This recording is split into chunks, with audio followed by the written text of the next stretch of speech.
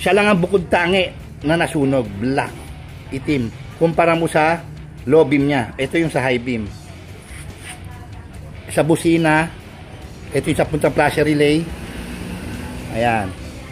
Wala naman siyang nagmarkang itim. Pare-pares ng splicing ha.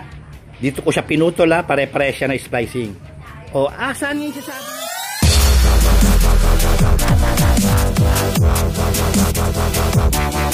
Nagpo ako ng video nung nakaraan tungkol sa mga binubuhol-buhol lang na wire na hindi naghihinang kasi sabi ko umiinit, mangitim.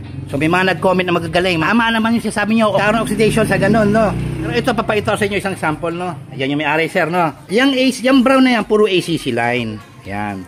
Pinagbabalatan ko, wala namang markang itim. Ayan, walang markang itim. Pero itong isang linya, itim na itim. Sunog, oh. Papunta po itong linya na ito sa high beam. Ito. Dahil nagtap po siya dito ng loose connection, yung siniksik, sir, di ba? Siniksik niya dyan. Pero gumagana yung ano niya, passing light niya, no, sa high beam. Siniksik niya lang dito. Yan yung linya niya. Wala naman pong splice yan.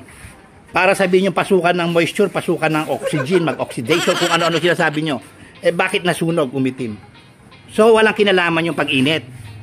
Kasi loose connection eh, inipit lang. Diba? Inipit, siniksik. Tapos kinargahan ng load ng passing light, pinagsabay niya yung MDL sa headlight. Siya lang ang bukod tangi na nasunog. Black. Itim. Kumpara mo sa low beam niya. Ito yung sa high beam.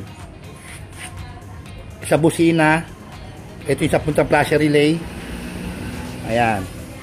Wala naman siyang nagmarkang itim. Pare-pares ng splicing ha. Dito ko siya pinutol ha. Pare-pares siya ng splicing. O, asan yung sasabi nyo? Wala daw sa pagbubuhol yung kaya umiitim at di raw umiinit yun. Kaya daw umiitim yung dahil sa oxidation. Yung i-insist na tama yung sa inyo pag siniksik, inipit, binuhol, hindi hininang. Wala raw kaya laman ng pag-itim. Eh, ayan no. Sir, ano nakita mo sa wire mo?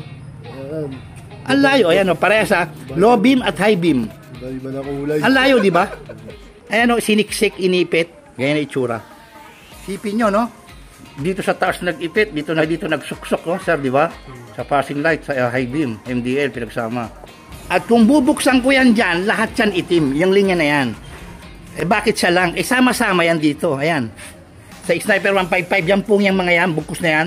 Andyan po lahat yung brown wire. Lahat po yan, iisa connection nandyan, sama-sama. From susi, nagtagpo-tagpo dyan, dalawa ata yung brown dyan na may bullet terminal, nagsama-sama. Pero iisa linya, galing po yan ng ACC line, ng ignition line. Bukod tangi siya lang.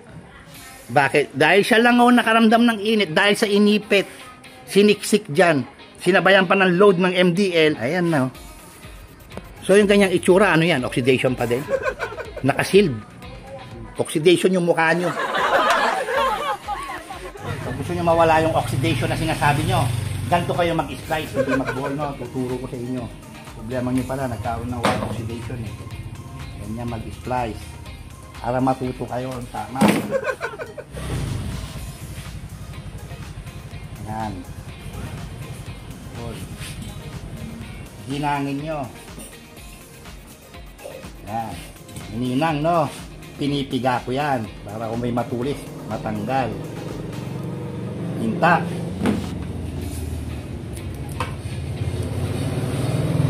Tape nyo. Atake nyo yung tape na gano'n para humigpit.